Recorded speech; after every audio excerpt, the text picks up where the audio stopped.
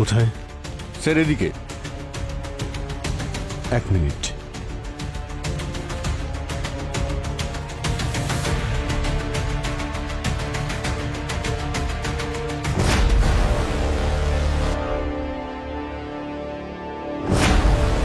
মনে হচ্ছে পেন্ট করতে করতে মারা গেছে। এর পেন্টিং তো অমর হয়ে গেছে। আপনি একটু ওদিকে যাবেন।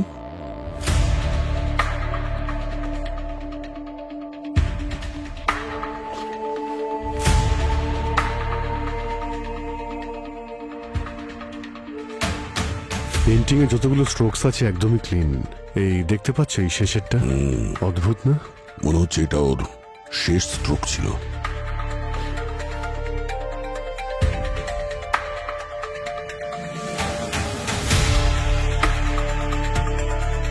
স্যার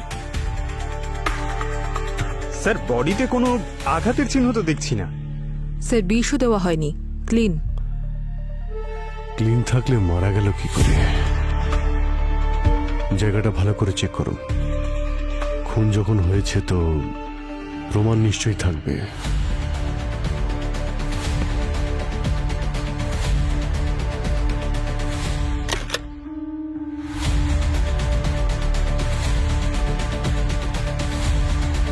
স্যার,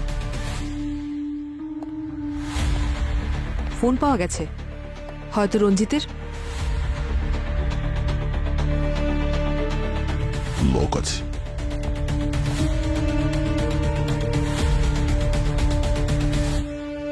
লাস্ট কল কোনো স্নেহা নামের মেয়েকে করেছ? স্নেহা?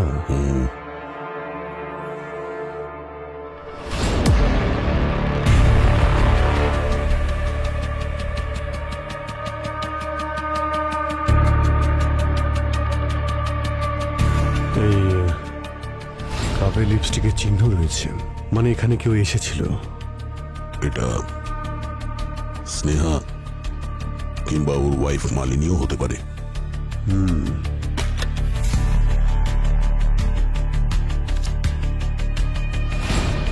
স্যার, এই ডায়েরি আর এই ফটোগুলো বক্সে পেলাম।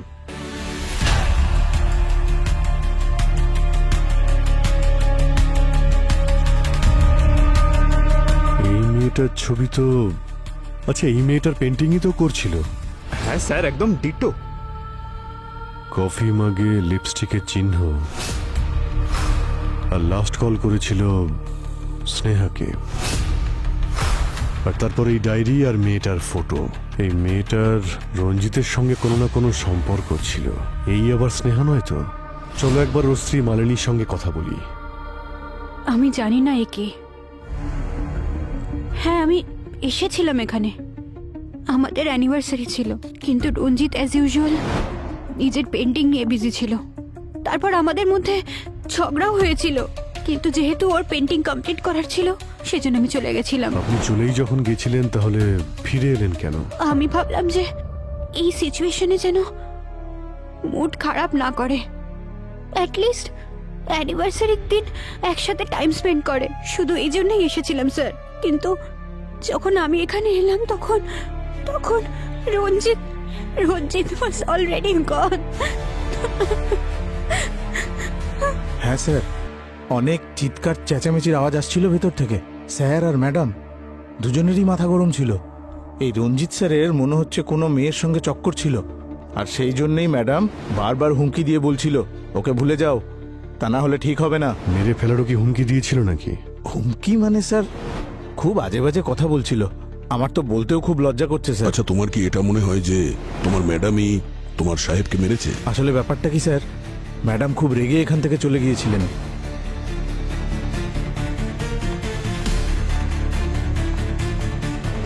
একটু পরেই ফিরে এসেছিলেন, আর তার ঠিক একটু পরেই না আমি স্যারের চিৎকারের আওয়াজ শুনেছিলাম। আমি দৌড়ে ভেতরে চলে গেলাম, তো আমি গিয়ে দেখলাম স্যার নিচে পড়েছিলেন, ম্যাডাম ওনার কাছেই দাঁড়িয়েছিলেন।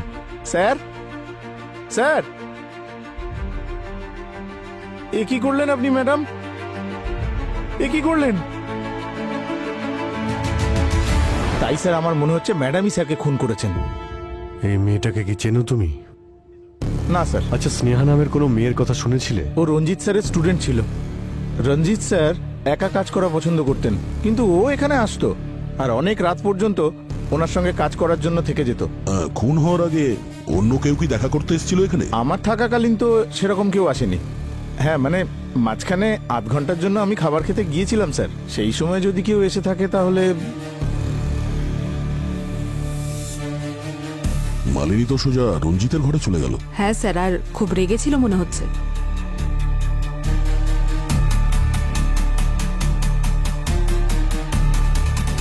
একটু ফরওয়ার্ড করো তো।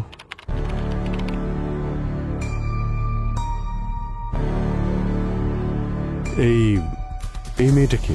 জানি না স্যার, ও এই সময় এসেছিল যখন আমাদের এই ওয়াচম্যান সাহেব খাবার খাওয়ার জন্য গিয়েছিল, তাই না? হতে পারে স্যার। স্যার ওর রেড হিলস আর জামা কাপড় বেশ দামি মনে হচ্ছে। যখন ওয়াচম্যান ভিতরে গেল ঠিক তার আগে মালিনী কতক্ষণ ছিল? স্যার প্রায় 10 মিনিট। আচ্ছা, ওই যে মেয়েটা যে ওর মুখটা ঢেকে রেখেছিল, ও কতক্ষণ ভিতরে ছিল? স্যার ও 10-15 মিনিট স্যার। 10-15 মিনিট তো কাউকে খুন করার জন্য যথেষ্ট। দুজনেই অনেক সময় পেয়েছে।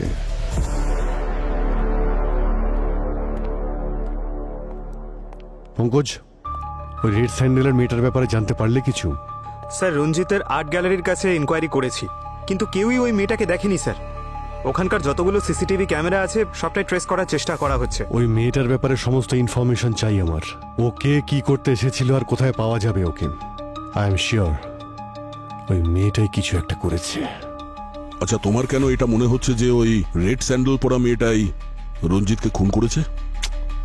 আরে ভাই, কারো বাড়িতে কেউ মুখ ঢেকে ভালো কোনো উদ্দেশ্য নিয়ে তো ঢুকবে না। দেখতে গেলে উদ্দেশ্য তো মালিনীরও ঠিক ছিল না।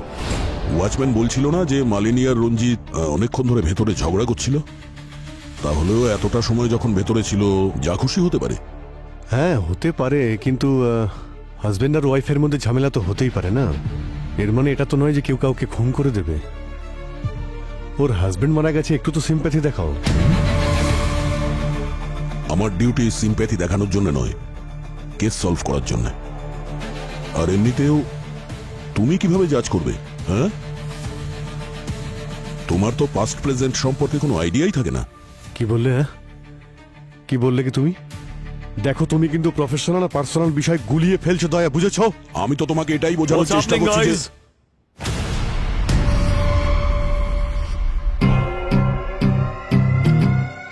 কি হচ্ছে এখানে? তোমরা দুজনে নিজেদের ইগো এই বিউরোর বাইরে রেখে আসবে। এখানে শুধুমাত্র ডিউটির কথা হবে। স্যার, আমি অভিজিৎকে এটাই বোঝানোর চেষ্টা দয়া। করছিলাম। তোমরা দুজনে যদি এইভাবে নিজেদের ওপর এইভাবে আঙুল তুলতে থাকো, তাহলে এই কেসটা কখনোই সলভ হবে না। আমি তোমাকে অন্য কেস দিচ্ছি, আমি আর অভিজিৎ এই কেসটা দেখে নেবো। কিন্তু sir, That's an order.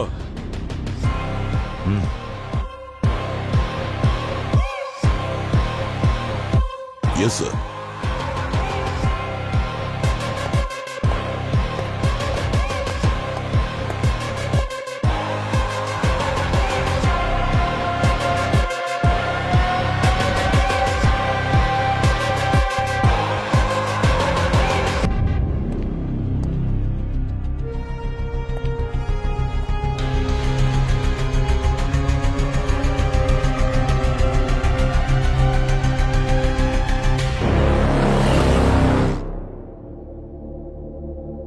Sneha, এই ছবিতে আপনাকেই দেখা যাচ্ছে, তাই না?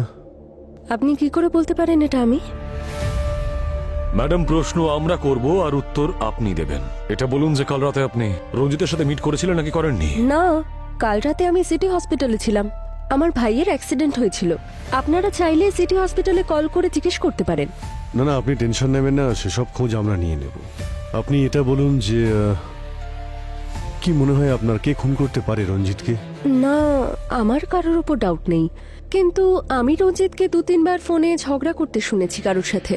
যখন জিজ্ঞেস করেছি তখন বলেছে কাজের প্রেশার, কিন্তু আসল ব্যাপারটা অন্য ছিল। ও নিজের সব পেন্টিংস কভার করতে শুরু করে দিয়েছিল আর ওর স্টুডিওর সব লক চেঞ্জ করিয়ে দিয়েছিল। ওই আর্গুমেন্ট যেদিন হয়েছিল, ডেটটা মনে থাকলে এতে লিখে দিন। স্যার স্যার ওই মেয়েটা যার ফটো আমরা রঞ্জিতের স্টুডিওতে পেয়েছিলাম ওর বিষয়ে জানতে পেরেছি। ওর নাম হলো কাজল। কাজল রঞ্জিতের স্টুডেন্ট ছিল, আর কিছুদিন আগে ও রঞ্জিতের বিরুদ্ধে একটা এফআইআরও করেছিল রিলেশনশিপে চিটিং করার জন্য। আর স্যার কিছুদিন পর এফআইআরটা তুলেও নিয়েছিল আর দিল্লিতে বাবা মায়ের কাছে চলে গিয়েছিল। পঙ্কজ পুরবি, তোমরা দিল্লি রওনা হও এক্ষুনি, সব এনকোয়ারি করে এসো। Okay? I am sorry sir, but that's not possible. 1 মাস আগে কাজল সুইসাইড করেছিল। হোয়াট? হ্যাঁ স্যার, লোকাল পুলিশের কাছ থেকে জানা গেছে, কিন্তু সুইসাইডের কারণ খুঁজে পাওয়া যায়নি। তোর বাড়ির লোকের সঙ্গে কথা বলার চেষ্টা করেছো? ওর বোনের সঙ্গে কথা হয়েছে স্যার। ওরা বলছিল যে কাজল আর রঞ্জিত নাকি একটা রিলেশনশিপে ছিল, কিন্তু যেই মুহূর্তে কাজল ওকে বিয়ে করার কথা বলে রঞ্জিত ওর সঙ্গে ব্রেকআপ করে নেয় স্যার। ওর বোন বলছিল স্যার যে সুইসাইডের আগে কাজলের একটা ফোন এসেছিল, আর কলটা আসার পরেই ও ডিস্টার্ব হয়ে গিয়েছিল। তাহলে কলটা কি করেছিল? ফোন রেকর্ড চেক করেছিলে? রঞ্জিত করেছিল। রঞ্জিত? পঙ্কজ, একটা কাজ করো, রঞ্জিতের ডায়েরিতে যত ডেট আছে খোঁজ নিয়ে দেখো এই ডেটগুলোতেও কোথায় ছিল, সমস্ত ডিটেলস বের করো। আচ্ছা স্যার। মিথ্যে বলবেন না মালিনী দেবী, আপনার হাজবেন্ডের ওপর ওই কাজল কেস করেছিল, আর আপনি বলছেন আপনি কিছুই জানেন না। দেখুন, যা যা হয়েছিল আপনি যা জানেন সত্যি বলে দিন আমাদেরকে, না হলে আমরা গ্যারান্টি দিতে পারবো না যে আপনাকে আর কতগুলো দিন এই বিয়েতে কাটাতে হবে। হ্যাঁ স্যার, আমি একে চিনতাম, আর এটাও জানতাম যে আমার হাজবেন্ডের এর সাথে অ্যাফেয়ার ছিল।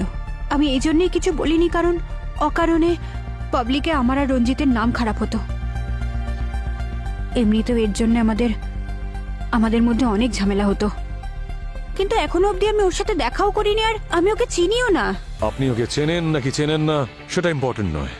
রঞ্জিতের যেদিন মার্ডার হয়েছিল সেই রাতে আপনি ওর সঙ্গেই ছিলেন, এটা ইম্পর্টেন্ট। তাহলে গল্পটা হলো এইরকম যে একজন ওয়াইফ তার হাজবেন্ডের এক্সট্রা ম্যারিটাল অ্যাফেয়ারের ব্যাপারে জেনে যায়, আর তার ম্যারেজ অ্যানিভার্সারির দিনই সে ঠিক করে ওই দিনটাকে সে ডেথ অ্যানিভার্সারি করে দেবে।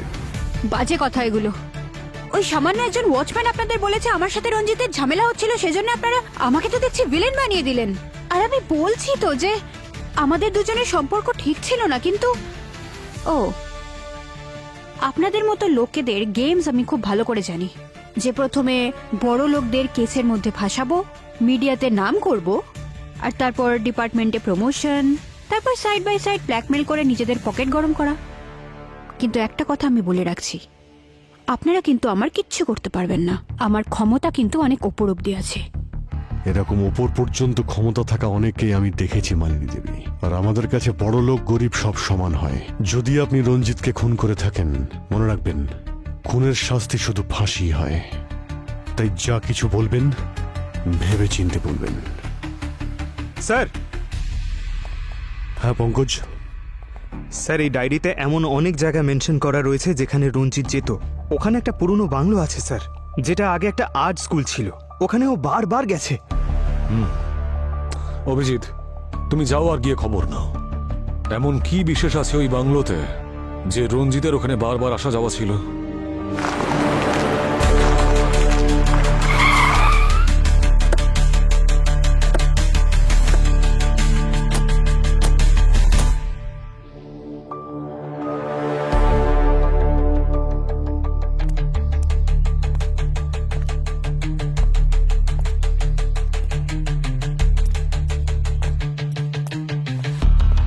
স্যার,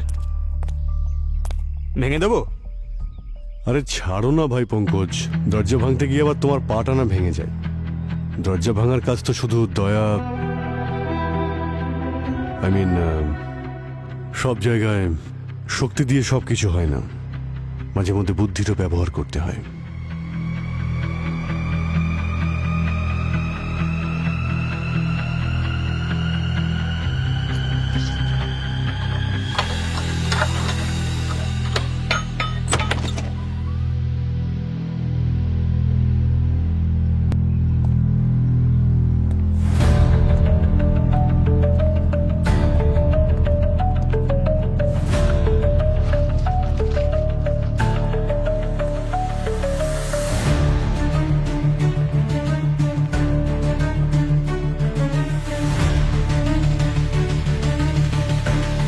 এতগুলো পেন্টিং!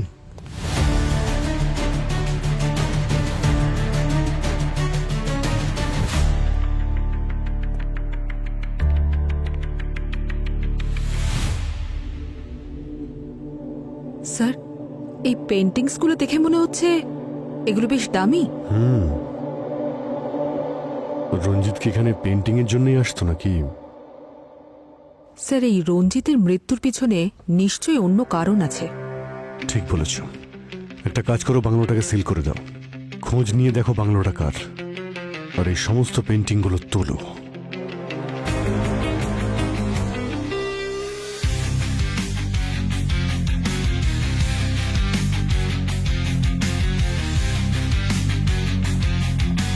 কি ডক্টর সালনকে, এই পেন্টিংটাকে নিয়ে আপনি কি টাইম পাস করছেন? আপনার কাছে আমরা একটা ডেড বডি পাঠিয়েছিলাম, কিছু জানতে পেরেছেন নাকি?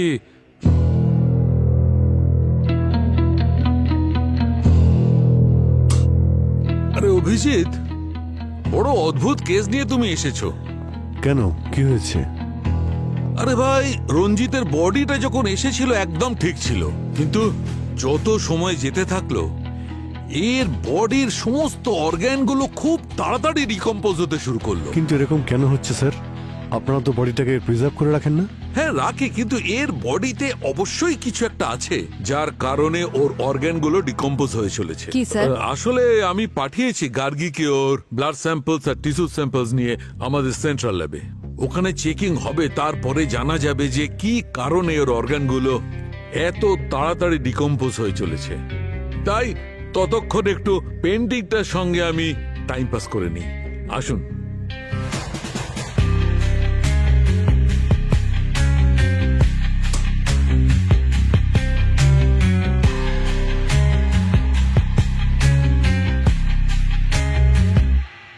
এই দেখুন, পেন্টিং এর সঙ্গে টাইম পাস করে আমি কি পেয়েছি।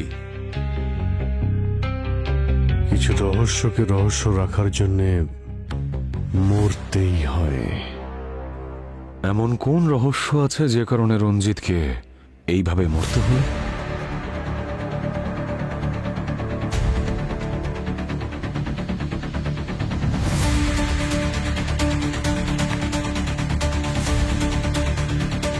পঙ্কজ,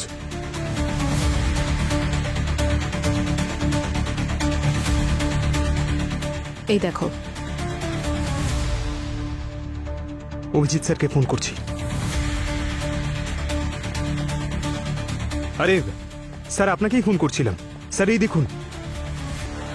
স্যার আমি রঞ্জিতের ব্যাকগ্রাউন্ড চেক করছিলাম, ওর একটা সোশ্যাল মিডিয়া পোস্ট দেখতে পেলাম, জানতে পেরেছি যে আরও একটা মেয়ে রঞ্জিতের উপর চিটিং এর অ্যালিগেশন এনেছিল, কিন্তু এ কোনো এফআইআর ফাইল করেনি। ওর নাম আকাঙ্ক্ষা। তার মানে সিসিটিভিতে যাকে দেখা গিয়েছিল সে আকাঙ্ক্ষাই, যে ওই রাতে রঞ্জিতের আর্ট গ্যালারিতে গিয়েছিল। খোঁজ নাও, গিয়ে মিট করো ওর সঙ্গে। বিখ্যাত পেন্টার রঞ্জিতের মৃত্যুর পেছনে কার হাত রয়েছে সেই রহস্য এখনো রহস্যই আছে, কিন্তু এখন যখন সিআইডি ইনভলভ হয়েছে এই কেসে, তখন নিশ্চয়ই আমরা খুনিকে শনাক্ত করতে পারবো। কিন্তু এই মুহূর্তে আপনারা আমাদের সাথে থাকুন। আপনাদের মধ্যে আসছে কিরণ, রহস্য উদ্ঘাটন করতে, যে রহস্য আসলে একটা স্ক্যাম, যেটা আপনার রাতের ঘুম কেড়ে নিতে পারে। সুনীল, আমাকে তো একটু হেল্প করতে পারো? সারাদিন বসে বসে টিভি দেখে যাও। নমস্কার দর্শক, আমি হলাম কিরণ, দেখছেন সেকেন্ডস রিপোর্ট। আপনাদেরকে স্বাগত জানাই। সুনীল, কখন থেকে চিৎকার করছি, আমরা কিন্তু তুমি তো টিভি দেখা থেকে বিরতিই নিতে পারছো না। তাজা খবর শুধু তুমি খ্যাচখ্যাচ করো, শান্তিতে একটু টিভিও দেখতে দেবে না। সেই সত্য ঘটনাগুলো তুলে নিয়ে আসি। আচ্ছা তাই বুঝি? আর এর গলা তো কোকিলের মতো লাগে তোমার, তাই না? এখানে বসে তুমি কোনো নিউজ টিউজ দেখো না, এই বাজে মেয়ে কিরণকে দেখার জন্য তুমি টিভি অন করো। আমি সত্যি যদি পারতাম তাহলে এই নিউজ চ্যানেলটা বন্ধ করে দিতাম, আর এই মেয়েটার গলা টিপে দিতাম। একটা ফুটেজ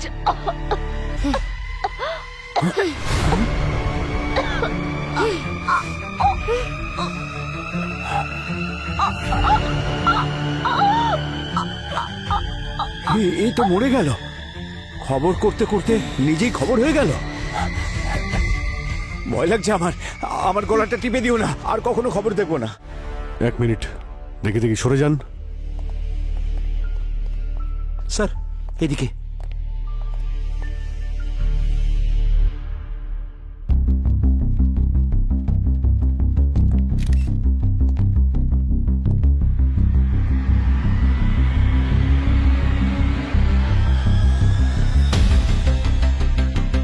ইয়েস ডক্টর গার্গী, জানতে পারলে কিছু? বিষ দিয়ে মারা হয়েছে ওকে। বিষ?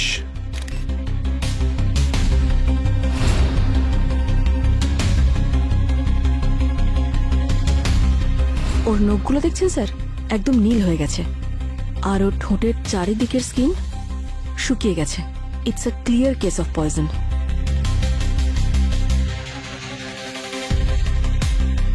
দেখি পিছিয়ে দাঁড়ান, পিছিয়ে। আপনারা ওদিকটা গিয়ে লাইন দিয়ে দাঁড়ান। কি করছেন কি আপনারা?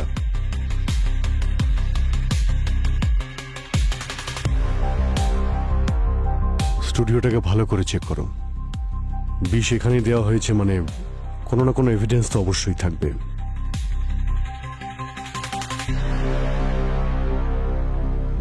এখানকার ডিরেক্টরকে? আমি স্যার। কি নাম আপনার? রমেন।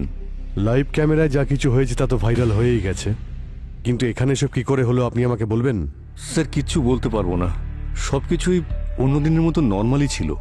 কিরণের প্রাইম টাইম শো ছিল, 7-9টার সময় আমরা লাইভে এসেছিলাম। কিরণ প্রোগ্রাম শুরু করেছিল, আর ঠিক তখনই হঠাৎ ওর গলায় ব্যথা শুরু হয়। 30 সেকেন্ডের মধ্যে ওর মৃত্যু হয় স্যার। হ্যাঁ স্যার, সবকিছু এত স্পিডে হলো যে কিছু বোঝাই গেল না। আপনি কি করেন? স্যার আমি এখানকার ফ্লোর ম্যানেজার নাদিম। এখানকার যতগুলো ফুটেজ আছে সবই চাই আমার। Okay sir. আর কিরণের মৃত্যুর আগে ও কার কার সঙ্গে দেখা করেছিল? স্যার টেলিকাস্টের একটু আগেই আমি ওকে কিরণের কাছাকাছি দেখেছিলাম। আমি ছিলাম তো, কি হয়েছে স্যার? ও এখানকার স্টার ছিল, অফিসে যেই আসতো ওর সঙ্গে দেখা করতে চাইতো। কিন্তু স্যার আপনারা সমস্ত প্রশ্ন আমাকে কেন করছেন? এই যে নয়না আছে, নয়নাকে জিজ্ঞাসা করুন। স্যার আমি নয়না আর কিরণকে না, প্রত্যেককে জেলে ঢুকিয়ে দেবো, ছাড়বো না আমি কাউকে। কোথায় আছে সব বাইরে বেরো। কিরণকে মেরে ফেলেছো তোমরা সবাই। এক মিনিট, ওনাকে ছাড়ো। কে আপনি? স্যার আমি কিরণের হাজবেন্ড। আই এম শিওর এরাই দোষী, কিরণকে মেরে ফেলেছে এরা সবাই। আপনি বলুন এত সিকিউরিটির পরও ওকে কেউ কিভাবে মারতে পারে? আপনি কোথায় ছিলেন যখন কিরণ মারা যায়? স্যার আমি নিজের বাড়িতেই ছিলাম, কিরণের সাথে এইসব হচ্ছিল আর আমি কিচ্ছু করতে পারিনি। দাঁড়িয়ে দাঁড়িয়ে সব দেখতে হলো আমাকে। আমার চোখের সামনে কিরণ দম বন্ধ হয়ে মারা গেল স্যার, আমি কিচ্ছু করতে পারলাম না ওর জন্য। আচ্ছা মিস্টার কবির, আপনি কাউকে সন্দেহ করেন? স্যার আমি তো বললাম এরা সবাই দেখুন, এনাদের সবাইকে আমি জিজ্ঞাসাবাদ করছি, ইনভেস্টিগেশন চলছে। এনাদের ছাড়া আর কাউকে সন্দেহ হয় আপনার? আই মিন কিরণের সঙ্গে কারোর কোনো ঝামেলা হয়েছিল বা আপনার কোনো শত্রু? স্যার জোর দিয়ে আমি তেমন কিছু বলতে পারবো না, কিন্তু কিরণ কিছুদিন ধরে টেনশনে ছিল। আমি ওকে জিজ্ঞেস করলাম যে কি হয়েছে, আমাকে বলতে পারো তো, কিন্তু ও বললো যে অফিসে অনেক কাজ আছে, অনেক স্ট্রেস। দেন আই থট যে এটা মিডিয়া লাইন, স্ট্রেস থাকা স্বাভাবিক, তাই। কিন্তু স্যার আমি আপনাকে বলে দিচ্ছি এরা সবাই মিলেই ওকে মেরেছে। ঠিক আছে, সেটা আমরা দেখে ছেলেদেরকে নিচ্ছি। ধরুন, ছাড়বেন আমরা না সব কাউকে। দেখছি। আচ্ছা ওনাকে বসাও ওনাকে। আপনি বসুন। বসুন। আমি একটু পরে আপনার সঙ্গে কথা বলছি, বসুন আপনি।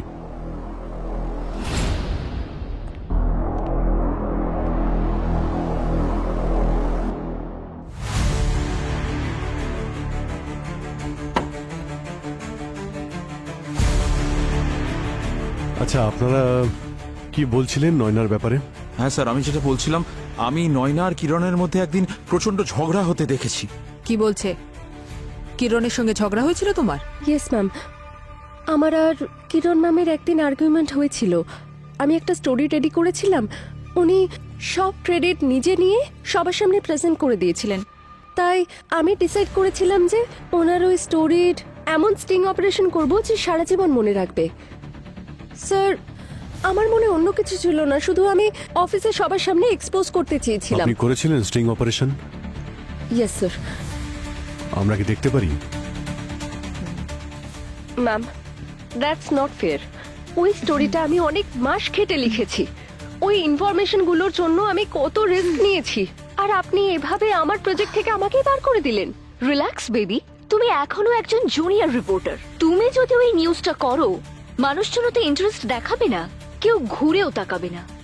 তার মানে 0 টিআরপি। কিন্তু ওই রিপোর্টটাই যদি আমি সবার সামনে প্রেজেন্ট করি, তাহলে তখন ওটা ব্লকবাস্টার হয়ে যাবে। আর তোমার যদি এতই সমস্যা থাকে তাহলে কোনো ব্যাপার নয়, আমাকে বলো। তাহলে কাল সকালে টেস্টে তুমি টার্মিনেশন লেটার পাবে, ওকে? স্যার আমি শুধু আমার স্টোরি, আমার পরিশ্রমের ক্রেডিট চেয়েছিলাম, আর কিছু না। আর এইসবের মাঝে কিরণ ম্যামের মার্ডার কে করেছে আমি সত্যিই জানি না। কে মেরেছে আর কেন মেরেছে সেসব তো আমরা জানবই। স্যার আপনি বিশ্বাস করুন বা না করুন, কিরণ অনেস্ট ছিলেন না।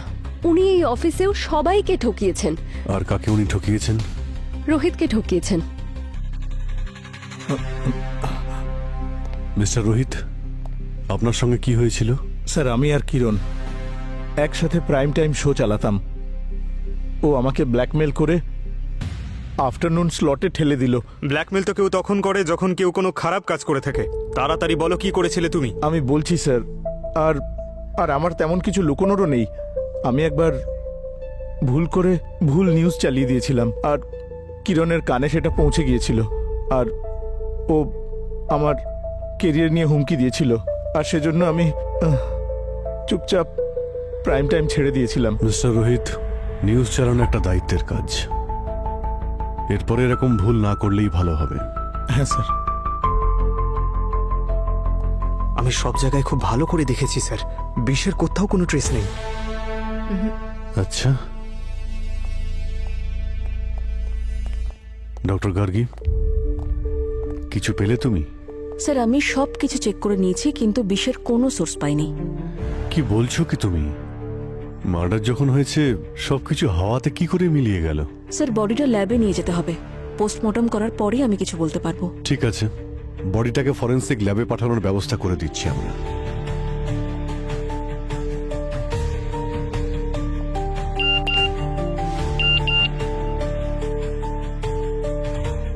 স্যার, স্যার যে মেয়েটা রঞ্জিতের বিরুদ্ধে সোশ্যাল মিডিয়া কমপ্লেন করেছিল ওকে পাওয়া গেছে। কে সে? ওর নাম আকাঙ্ক্ষা। আকাঙ্ক্ষা?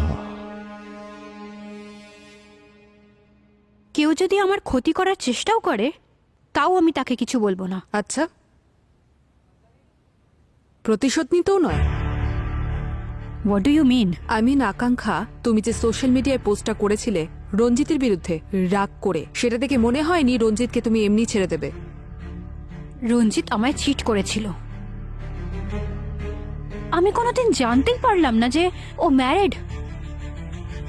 আমি ডিপ্রেশনে চলে গিয়েছিলাম, অনেক কষ্টে ওভারকাম করেছি। আর ম্যাম, আজকাল সোশ্যাল মিডিয়া সব থেকে সেফ জায়গা নিজের অ্যাঙ্গার আর ডিপ্রেশন বের করার জন্যে। আপনি ওখানে হাজার হাজার পোস্ট পাবেন এরকম। আচ্ছা, সেই হাজারটা লোক রঞ্জিতের আর্ট গ্যালারিতে নিশ্চয়ই যেত না? এর তো মুখ ঢেকে আছে ম্যাম। আপনি কি করে শিওর হচ্ছেন যে এটা আমি? কাল রাতে কোথায় ছিলে তুমি? নিজের বাড়িতে। আমার স্টামাক আপসেট ছিল উইথ এ লিটল ফিভার। আমি ওষুধ খেয়ে ঘুমাচ্ছিলাম। কোনো প্রুফ আছে তোমার কাছে? ম্যাম আমি একা থাকি। এবার একা থাকলে আমি প্রুফ কোথা থেকে দেব? আপনি তো একজন সিআইডি অফিসার, খোঁজ নিয়ে জেনে নিন। সে তো আমি অবশ্যই জানবো। স্যার আমি আকাঙ্ক্ষার ফোনের লোকেশন চেক করেছিলাম, ও ঠিকই বলেছে রঞ্জিতের মার্ডারের সময় ও বাড়িতেই আর ছিল। স্যার ওই বাংলোটা যে আছে সেটা কিন্তু রঞ্জিতের নামেই রয়েছে। রঞ্জিতের নামে?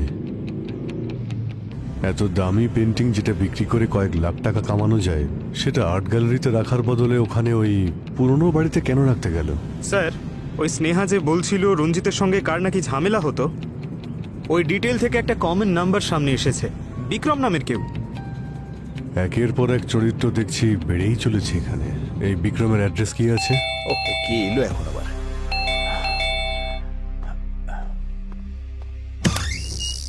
মিস্টার বিক্রম, আপনারা কারা? অনেক দেরি করলেন দরজা খুলতে। আরে এ কি অসভ্যতা! কি করছিলেন আপনি? হ্যাঁ, আমি তো ওয়াশরুমে ছিলাম। আপনারা কারা? আমরা সিআইডির লোক।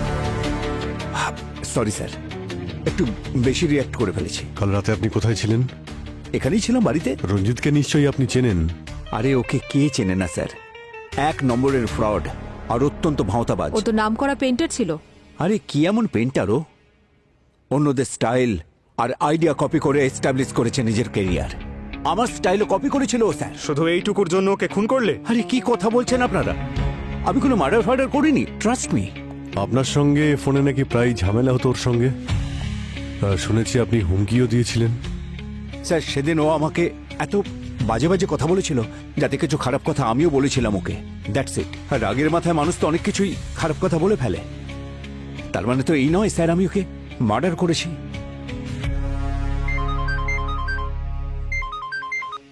হ্যাঁ ডক্টর সালুখে। অভিজিৎ, সবাইকে নিয়ে এক্ষুনি আমার ল্যাবে চলে এসো। Okay sir, sure.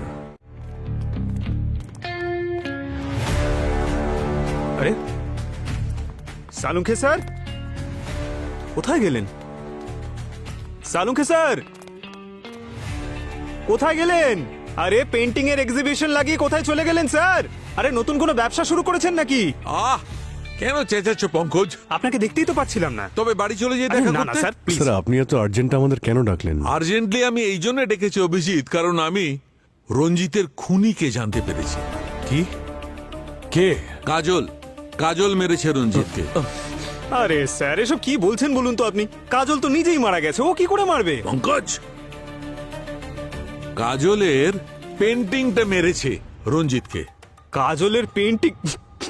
স্যার এটা হলো কি করে? আই মিন আপনি জানলেন কি করে? দেখো, যখন গার্গী আমাদের সেন্ট্রাল ল্যাবে ওই রঞ্জিতের ব্লাড আর টিস্যুস চেক করছিল, রিপোর্ট চেক করছিল, তখন আমি কিরণের পোস্টমর্টেম করছিলাম। অদ্ভুত ব্যাপার, আমি কিরণের অর্গানগুলো ওই রকমই ডিকম্পোজ হতে দেখলাম, ওই রকমই তাড়াতাড়ি যেমন রঞ্জিতের অর্গানগুলো ডিকম্পোজ হচ্ছিল। তার মানে রঞ্জিত আর কিরণের মৃত্যু একই বিষয়ের জন্য হয়েছে? স্যার, সাইটোনিয়াম 47। AK-47 এর পরে প্রথমবার এই ভয়ঙ্কর একটা নাম শুনলাম। কি ছিল জানো? সাইটোনিয়াম 47। সেটাই। হ্যাঁ, সেটা খুব বিপজ্জনক বিষ পঙ্কজ। ইনফ্যাক্ট AK-47 এর থেকেও বেশি। এক সেকেন্ডেই সব শেষ হয়ে যায়, ডেড। আর খুব তাড়াতাড়ি ওর অর্গানগুলো ডিকম্পোজ হতে শুরু করে দেয়। স্যার বিষ যখন ছিল তখন আপনি বডিতে কেন পেলেন না? এটাই তো এর বিশেষত্ব স্যার। এটা ভিকটিম মারা যাওয়ার কয়েক ঘন্টা পরেই ডাইলিউট হয়ে যায়। রঞ্জিতের কেসেও এটাই হয়েছিল। কিন্তু এই বিষটা এদের দুজনের শরীরে এলো কি করে? মানে রঞ্জিত আর কিরণ দুজনের মৃত্যুর আগে কোনো কিছুই তো খায়নি, আর না এদের শরীরে কোনো ইনজেকশন দেওয়ার চিহ্ন রয়েছে। ইউ আর রাইট, এই কথাটাই আমিও ভাবছিলাম। একই জিনিস আমাকেও খুব ভাবাচ্ছিল, কিন্তু আমি যখন রিপোর্ট দেখলাম একদম ক্লিয়ার। আর তারপর আমি রঞ্জিতের স্টুডিও গেলাম আর ওখান থেকে সমস্ত জিনিসপত্র তুলে আনলাম। বস, খুবই স্পেশাল কেমিক্যাল এটা, স্কিনের মধ্যে দিয়েও বডির ভেতরে প্রবেশ করতে পারে। আর রঞ্জিতের কেসটায় এই বিষ ভেতরে ঢুকেছে লিনসিড অয়েলের মাধ্যমে। লিনসিড অয়েল, যা বেশিরভাগ পেইন্টাররা নিজেদের পেইন্টিং এ ব্যবহার করে। পেইন্টার মাঝে মধ্যে তুলির সঙ্গে সঙ্গে নিজেদের হাতও ব্যবহার করে। ব্যাস, এই সুযোগটাই খুনি কাজে লাগিয়েছে রঞ্জিতকে মারবার জন্য। আর স্যার কিরণ কিভাবে মারা গেছে? ও ঠোঁটে যে লিপস্টিকটা ইউজ করেছিল তার মাধ্যমে। ক্যামেরায় লাইভ যাওয়ার আগে নিশ্চয়ই ইউজ করেছিল। And that's it, game over. তাহলে এই কেমিক্যাল যদি, মানে এই বিষটা, এটা যখন এতটাই ডেঞ্জারাস, তখন এটাকে অ্যারেঞ্জ করা বা তৈরি করা নিশ্চয়ই ততটাই মুশকিল। অ্যাকচুয়ালি এই কেমিক্যালটা যতটা বিপজ্জনক, এটা তৈরি করা ততটাই সহজ। এইটা তৈরি করবার জন্য যে কেমিক্যাল, যে কম্পোনেন্টস এর দরকার পড়ে, সেসব খুব সহজেই মার্কেটে কিনতে পাওয়া যায়। খুব লো আইকিউ এর লোকেরাও ইন্টারনেট দেখে এটা বানাতে পারে। তার মানে রঞ্জিত আর কিরণের মৃত্যু হয়েছে একই বিষে। ডেফিনেটলি দুজনের খুনি একজনই হবে। তাহলে খোঁজ নাও যে এই দুজনের মৃত্যু একই বিষয়ের কারণে হওয়া কোনো কোইন্সিডেন্স নাকি কানেকশন।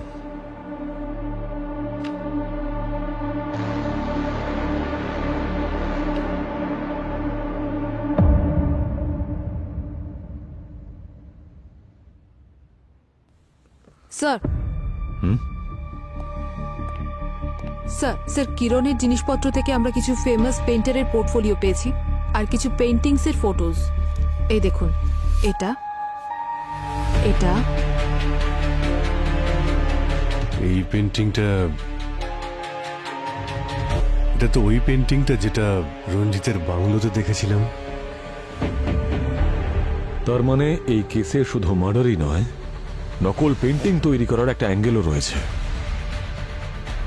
একটা কাজ করো, রঞ্জিতের বাংলো থেকে যতগুলো পেন্টিং পাওয়া গেছিল সব বিউরোতে নিয়ে এসো।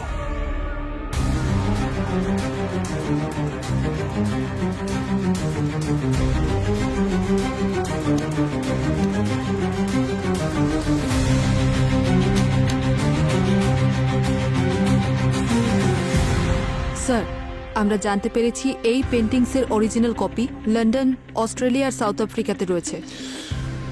তার মানে রঞ্জিত এই সব পেন্টিং এর ডুপ্লিকেট তৈরি করত, আর হয়তো এই কাজের জন্যই ওকে মরতে হয়েছে। পুরো তুমি লাইটগুলো অফ করো আর ইউভি লাইট দিয়ে চেক করো, দেখো এই পেন্টিংগুলো কি গল্প শোনায় আমাদের। স্যার,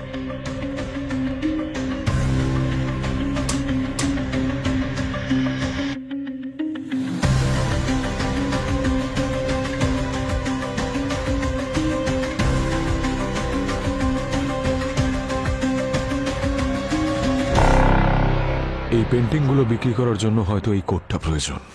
পঙ্কজ, তুমি একটু ওই পেন্টিংটা চেক করো।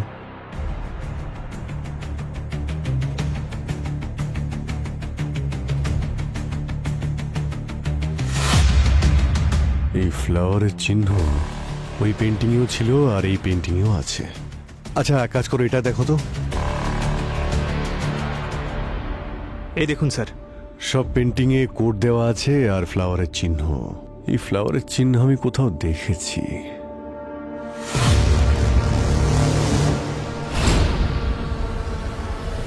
চলো ওনার সঙ্গে দেখা করি গিয়ে। আপনারা আবার আসুন স্যার, ভেতরে ওয়েলকাম। আসুন স্যার। আসতেই হলো বিক্রম বাবু, কারণ সত্যিটা জানতে চাই। কোন সত্যি? কারণ গতবার আপনি পুরো সত্যিটা তো বলেননি। মানে এটাই যে আপনি নকল পেন্টিং বানান। একটা বাংলো থেকে আপনার বানানো নকল পেন্টিং পেয়েছি আমরা, বুঝেছেন আপনি? আপনার কাছে কি প্রমাণ আছে? ওই পেন্টিং আমার। বাজে কথা বলছেন। কি বিক্রম বাবু, সত্যিটা বলবেন নাকি আরো যত্ন করতে হবে আপনাকে? হ্যাঁ,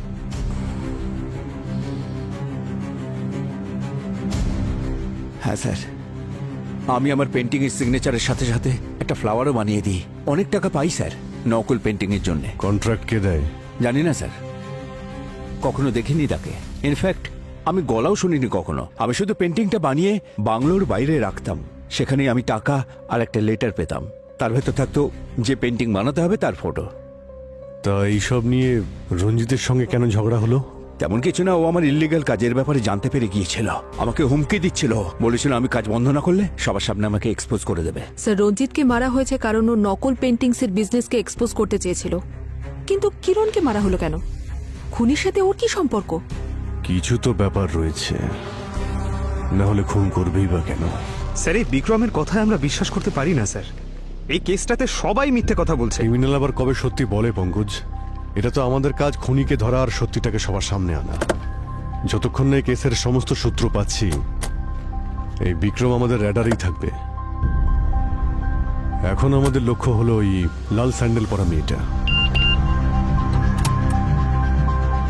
স্যার, রঞ্জিতের পুরনো বাংলোতে যেখানে নকল পেন্টিংসগুলো পাওয়া গিয়েছিল, ওর আশেপাশে যতজন ছিল সবার নাম্বার ট্রেস করেছি। একটা নাম দেখে আপনিও চমকে যাবেন।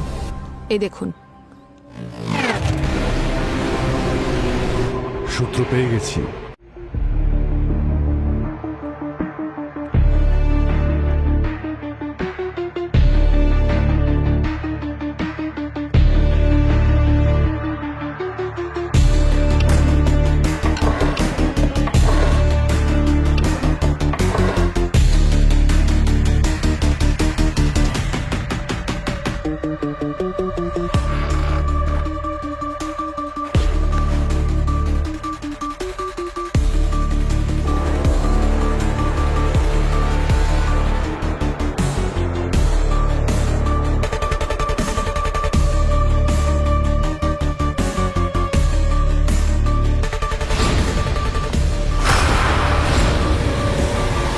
ম্যাডাম, ব্যাপারটা বুঝুন।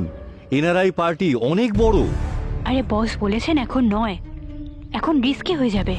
সিআইডি বিক্রম অব্দি পৌঁছে গেছে আর সব পেন্টিংও সিজ করে দিয়েছে। ওকে বলো একটু টাইম লাগবে। ম্যাডাম, ওদের তাড়া আছে, তাই তো 5টা পেন্টিং এর জন্য 2.5 কোটি টাকা দিচ্ছে। এই ডিলটা হয়ে যাক, তারপর বেশ কিছু মাস চুপচাপ থাকা যাবে। Hello hello ma'am. আচ্ছা ঠিক আছে ঠিক আছে, আমি পেন্টিং অ্যারেঞ্জ করে টাইম আর লোকেশন বলে দিচ্ছি। আর হ্যাঁ, ক্লায়েন্টকে বলবে পুরো পেমেন্টটা যেন ক্যাশে দেয়, আর সেটাও ইন্ডিয়ান কারেন্সি। ওকে, ডান ম্যাম।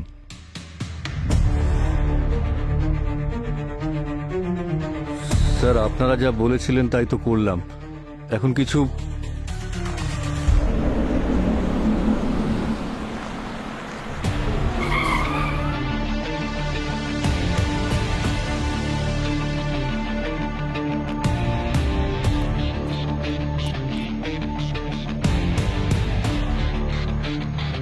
Hello sir. উনি আমাদের ক্লায়েন্ট। ক্লায়েন্ট তো ঠিক আছে, কিন্তু ক্যাশ কোথায়? ক্যাশ তো আছে স্যার, গাড়িতে রাখা। আসুন। দুটো পেন্টিংস নিয়ে যাও, বাকি ক্যাশ পাওয়ার পর পিছনে রাখা আছে। Okay sir.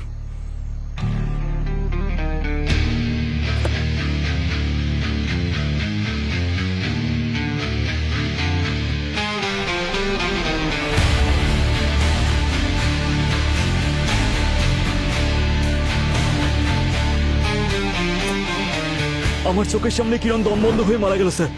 আমি ওর জন্য কিচ্ছু করতে পারলাম না। নিজের অ্যাঙ্গার আর ডিপ্রেশন দেখানোর জন্য আজকাল সোশ্যাল মিডিয়া সব থেকে সেফ জায়গা। স্যার পেন্টিং, বাকি পেন্টিংগুলো ক্যাশ পাওয়ার পরে দেবেন।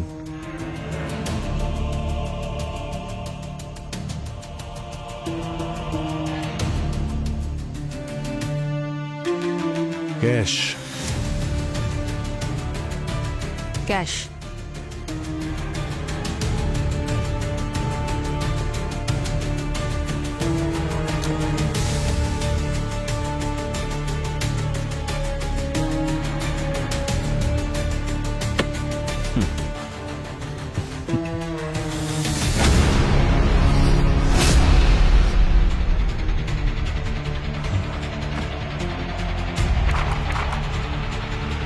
এগুলো তো নকল নোট।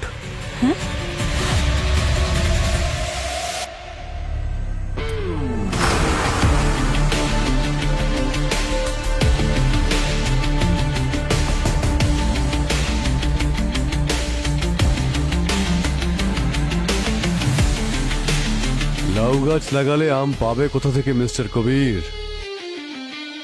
নকল পেন্টিং যখন নকল ক্যাশ। সিআইডি? না, নো।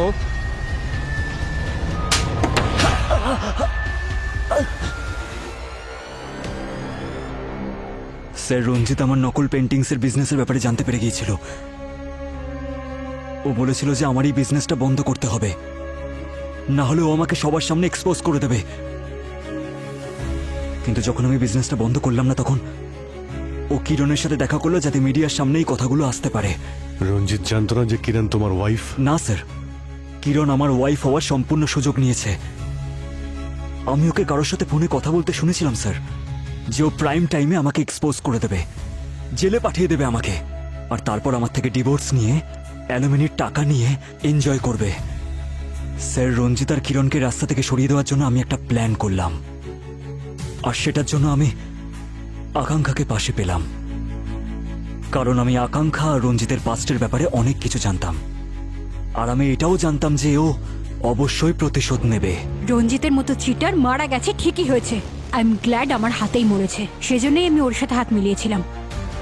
যেদিন আমি রঞ্জিতের সাথে দেখা করতে গেছিলাম, সেদিন ওর পেন্টিং অয়েলটা আমি চেঞ্জ করে দিয়েছিলাম পয়জন অয়েলের সাথে। আর ঠিক সেইভাবেই আমি বাড়িতে কিরণের লিপস্টিকটা চেঞ্জ করে দিয়েছিলাম। এবার দেখো কিভাবে চেঞ্জ হয় তোমাদের লাইফ, যখন জেলের মধ্যে তোমরা পচে মরবে।